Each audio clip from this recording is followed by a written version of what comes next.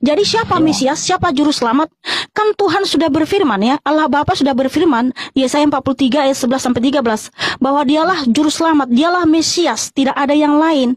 Makanya ketika Rasul Petrus mengatakan engkau adalah Mesias, juru selamat, makanya terus menyatakan berbahagialah engkau Petrus, ya, dan di batu karang ini aku akan mendirikan jemaatku dan alam maut tidak akan menguasainya. Kenapa? Hanya Allah itu sendiri yang akan mendirikan jemaatnya dan alam maut pasti tidak menguasai gerejanya. Gereja itu kami sendiri, saudaraku, bukan gedung. Ya, yang percaya kepadanya itulah gereja.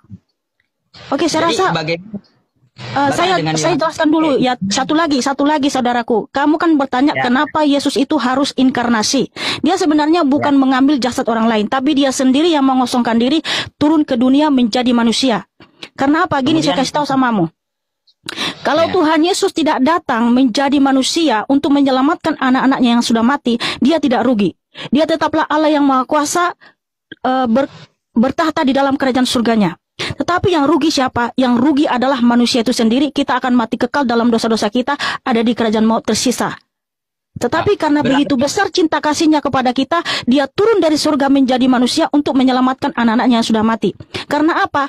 Tidak ada yang bisa menebus manusia yang sudah mati dari hukum Tuhan selain Tuhan itu sendiri. Dari hukum yang mana? Kejadian 2 ayat 17. Gini saya kasih tahu sama kamu. Tuhan Yesus menciptakan Adam dan Hawa dirancang untuk hidup kekal, bukan untuk mati. Tetapi Tuhan juga mempunyai ketetapan atau hukum ya. Hukumnya atau ketetapannya ada di Kejadian 2 ayat 17. Tuhan memberikan ketetapan kepada Adam dan Hawa ya. Tetapi pohon pengetahuan tentang yang baik dan yang jahat itu janganlah kau makan buahnya, sebab pada hari engkau memakannya pastilah engkau mati. Ini hukum ketetapan, tidak bisa ditarik kembali. Nah sayangnya, mirisnya, Adam dan Hawa melanggar hukum ini karena disesatkan oleh iblis. Sehingga Adam dan Hawa melanggar hukum ini sehingga Adam dan keturunannya mati ya. Karena Tuhan Yesus adalah Allah yang maha adil, maka hukum ini berlaku bagi Adam dan semua keturunannya. Karena apa? Roma 3:23. Semua manusia telah berdosa dan telah kehilangan kemuliaan Allah. Makanya kenapa manusia mengalami kematian? Karena dosa Adam dan Hawa, karena upah dosa itu adalah maut ya. Nah manusia itu kan sudah mati. Tuhan kan nggak bisa menarik hukumnya karena dia maha adil. Kalau tiba-tiba nih Adam dan Hawa bilang gini, Tuhan ampunilah saya berdosa telah melanggar hukum-Mu di Kejadian 2 ayat 17. Apa bisa Tuhan mengatakan, oh ya sudahlah saya ampuni kalian nggak jadi mati, kalian hidup kekal selamanya, hukumku di Kejadian 2 ayat 17 saya tarik kembali. Oh tidak. Tuhan Yesus adalah Allah yang maha adil, Allah yang setia kepada hukumnya, makanya dengan keadilannya manusia mengalami kematian dan semua keturunan Adam dan Hawa. Tetapi Tuhan Yesus juga Allah yang maha kasih. Dengan kasihnya dia berinisiatif, dia turun menjadi manusia untuk menyelamatkan kita supaya kita bangkit hidup kembali. Karena apa? Manusia bangkit hidup kembali harus melalui darah yang kudus. Karena di Kejadian 2 ayat 17 kata mati di situ ya, kita berhutang nyawa kepada Tuhan supaya kita bangkit kembali. Tapi karena semua manusia sudah berdosa, tidak ada lagi yang suci, maka harus Tuhan itu sendiri yang datang menjadi manusia karena tidak ada yang setara dengan dia. Jadi mau malaikat, mau nabi tidak bisa menebus manusia yang sudah mati dari hukum Tuhan selain Tuhan itu sendiri. Jadi melalui dialah kita selamat. Jadi Tuhan itu sendiri juga mati. Begini Kak, begini, sebelumnya saya potong. Ini saya tidak cukup merasa puas dengan waktu. Satu, HP saya lowbat juga. Kedua, kakak pun di sini tidak.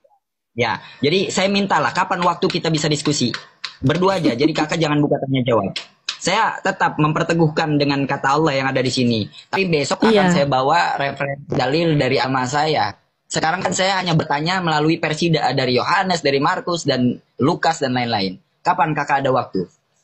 Ya, kalau saya sih setiap hari live, saudaraku ya. Kalau Anda bertanya tentang Alkitab, saya akan jawab dengan senang hati. Tapi mohon maaf, kita tidak akan memperdebatkan kitabmu gitu ya. Silakan apapun yang ditulis di dalam kitab saudara, silakan imani. Kalau Anda bertanya tentang Alkitab, dengan senang hati saya akan jawab. Oke, siap. Ya, gitu. Lalu bagaimana? Jadi Yesus itu kekal, tapi dia mati.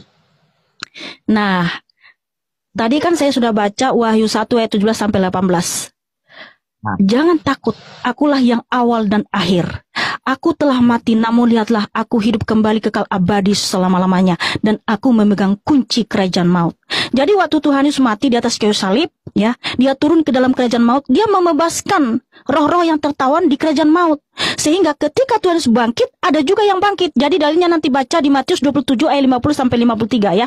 Ketika Tuhan Yesus mati dan bangkit pada yang ketiga, kuburan-kuburan terbuka dan ada yang bangkit. Karena apa? Tuhan sudah memberikan pengampunan. Tuhan Yesus telah membebaskan manusia atau roh manusia yang tersisa di kerajaan maut.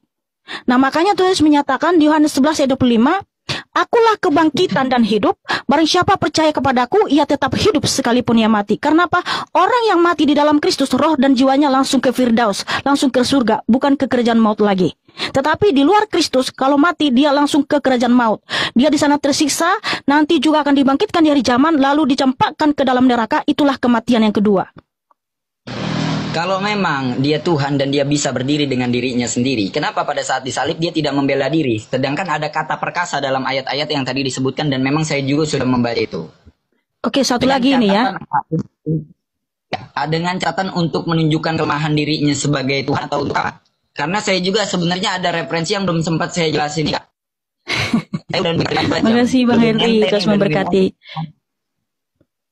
Yuk, silakan. Saudaraku Akang Anom, pertanyaanmu itu sama dengan apa yang dikatakan oleh ahli-ahli Farisi, ya, orang-orang Farisi dan ahli Taurat yang mengolok-olok Tuhan Yesus. Ini dalilnya ya, di Matius 27 ayat 40. Saya nggak mengolok-olok. Ini terlahir dari kebodohan saya tentang Kristus, tentang saya nggak bilang kamu mengolok-olok. Maksud aku Farisi itu yang mengolok-olok Tuhan Yesus dengan mengatakan seperti ini, ya. Matius 27 ayat 40. Mereka berkata, Hai engkau yang mau merubuhkan bait suci dan mau membangunnya kembali dalam 3 hari. Selamatkanlah dirimu. Jika engkau anak Allah, turunlah dari salib itu. Ya. Kemudian juga Lukas 23 ayat 37. Dan berkata, jika engkau adalah raja orang Yahudi, selamatkanlah dirimu. Ya. Kemudian di Lukas 23:39, mereka berkata seperti itu. Selamatkanlah dirimu dari salib itu. Baiklah kau turun dari salib itu supaya kami percaya bahwa engkau Mesias, kata mereka. Tapi apa perkataan manusia? Perkataan manusia bukan rancangan Tuhan. Karena bukan manusia yang ngatur Tuhan. Tuhan Yesus bisa saja turun dari salib itu. Bahkan ketika dia pun ditangkap, dia bisa menurunkan bala tentara malaikat di surga untuk menumpas semua yang menangkapnya. Tapi kan, bahkan ada perempuan-perempuan Yerusalem menangisi Tuhan Yesus. Ya, kasihan sama Tuhan Yesus karena dilihat dia berdarah-darah, disalib, didarah, dicambuk. Tapi apa kata Tuhan Yesus? Tangisilah dirimu dan anak-anakmu. Kenapa? Tuhan Yesus tahu ketika dia mati dia akan bangkit. Jadi, kalau Tuhan Yesus ya melakukan apa yang mereka perintahkan, nubuatan di dalam Alkitab Perjanjian Lama nggak tergenapi. Karena memang di nubuatan di Yesaya 53, Mesias memang harus menderita. Karena dia menderita untuk kita. Ya, dia memberikan dirinya sebagai kita. Karena di Yesaya 53 tertulis. Saya masuk pakai akun saya. Saya masuk pakai akun saya yang ini, berarti saya mati. Boleh? Boleh? Enggak, cukup dulu untuk hari ini. Kita lain kali nanti sambung lagi. Apa saya mati dulu tuh? Saya masuk lagi pakai akun satu lagi ya. Akun yang ini, tetap akun yang ini. Nggak apa-apa ya? Karena belum jelas. Boleh ya? Iya, jadi gini, saya lanjut sedikit lagi. Jadi, kalau Tuhan Yesus turun dari salib itu, manusia nggak akan bangkit. Udah nih. Iya, jadi harus mati lalu bangkit lagi gitu. Makasih semuanya ya, terus memberti. Iya, jadi apa yang dikatakan orang-orang sekarang, kalau dia memang raja, kalau memang Mesias, kenapa dia nggak turun dari salib itu supaya kami percaya? Tapi kan bukan kita yang ngatur Tuhan. Ya, rencana Tuhan yang terjadi dalam hidup kita. Makasih semuanya. Tuhan memberkati. Ya, Kang Om, terima kasih ya. Mungkin lain kali kita bisa